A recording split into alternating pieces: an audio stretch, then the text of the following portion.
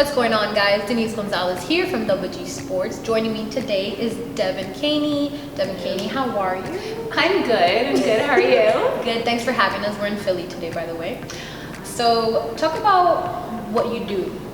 Yeah. Sports business. So we're here in Old City, which is where the National Lacrosse League headquarters are, and that's where I work. It's my 9 to 5, but really my 24/7. I am the host and senior producer of all of the NLL's original content, and then I'm also the sideline reporter for the Philadelphia Wings, who are the NLL's Philadelphia team, and all of their games air on NBC Sports Philadelphia. Awesome. You guys hear that? Some woman power. If you can change something in the industry for women, what would it be? It's hard to pinpoint one thing and even just contain it to the industry, because I think what I would want to change is an overall respect and just assumptions about women. I feel like going into a game or before I do an interview, I have to do 10 times the amount of research than a man would, because if I mess up, my credibility is shot. You know, I have to work really hard every day. I get asked every day, you know, did you play lacrosse? What do you know about lacrosse? Where if a man was in my position, he probably wouldn't be asked that. So I think just changing the way men and women in the world views women in general would be a jumping off point for sure. Growing up, did you have a role model that made you want to be in this industry, or did you just wake up one day and you were like, wow, like, you know, I want to be a role model for some, you know, for some younger generations, or how did that work? Definitely didn't wake up and say I wanted to be a role model. I'm still, like, when people ask me that, I'm like, I don't think I'm a role model for anyone yet. I know it sounds corny, but like my mom has always been my biggest role model, and she raised me to kind of be very into sports, and doing what I do, I didn't have like an aha moment where I was like, I want to be a sports reporter. Right. It was something that I think, like, from a young age, I just always kind of knew I was going to work in sports, whether it was, you know, on camera or what. So yeah, I mean, I wish I could say, you know, like, Erin Andrews changed my life, and there was like this one moment, and all of the women in our industry, no matter what level they're at, are inspirations and inspiring to me. But yeah, I'd say probably my biggest role model is my mom. Who would you say is your favorite women's athlete? Favorite women's athlete? I mean, there's so many. Obviously, the GOAT, Serena Williams. Yes. I grew up competitively skiing every weekend, actually, so Lindsey Vonn has always been a really big inspiration to me. Megan Rapinoe, obviously, everyone on the U.S. women's national team. Love her. Give me life. Julie Ertz.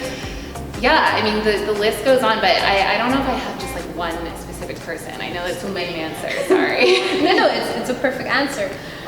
Speaking about Megan, what is your opinion on that whole WNBA and USA soccer team fighting for equal rights? I think they deserve it. I mean, the U.S. women's national team won the World Cup. I don't even think the men's national team made the last World Cup.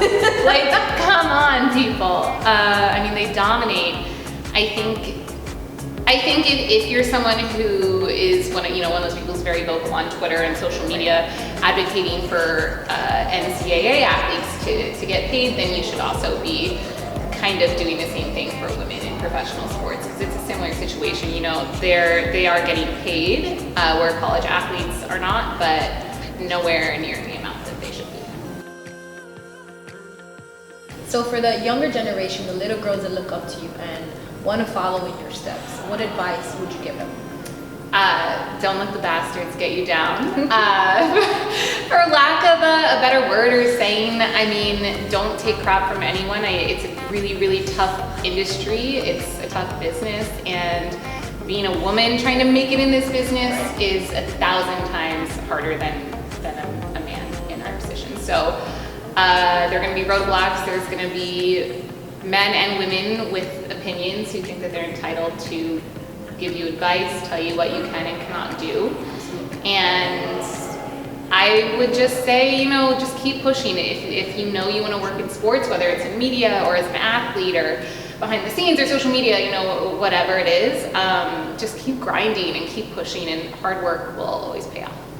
I have to ask, when you were younger, did you ever imagine having the opportunities that you're grasping now? I think I imagined it because I wanted it. Yes. I think I always knew I wanted to work in sports. I've always loved sports. I have an older brother. Yeah. My mom is also a huge sports fan. I mean, I grew up, I don't even know how old I was, probably younger than 10, and I have a vivid memory of watching the Eagles play the Rams in the NFC Championship and lose and being so heartbroken about it.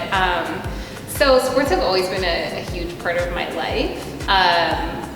But I am extremely grateful for the opportunities I've been given, thus far in my life, and hopefully I can just continue to keep working hard and keep making my way up. Absolutely, I'm pretty sure you do. So from what it sounds like, it looks like your family is huge on sports. Mm-hmm. What team besides the Eagles do they have? I mean, from Philly, all 76ers?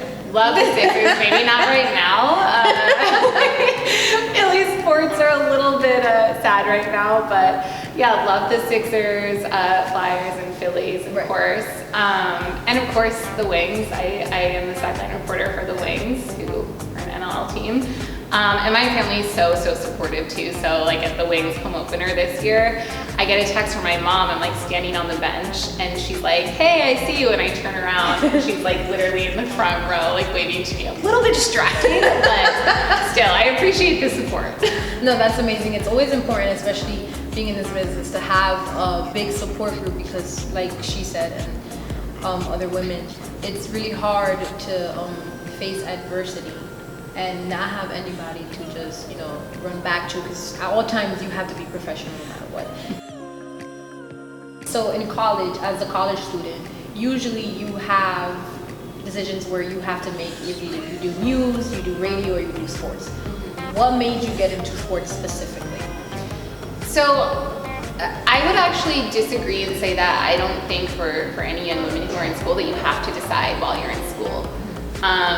I got my master's in journalism. I was a communication major in undergrad, and I interned in various sports capacities. Like I interned for the Flyers at one point. I interned for CBS Sports, but my major, wasn't like sports journalism. And my first job in journalism was actually in just local news and then national news after that. So the job I have now, even though I've had it for 2 years, is technically my first like official paid job in sports journalism.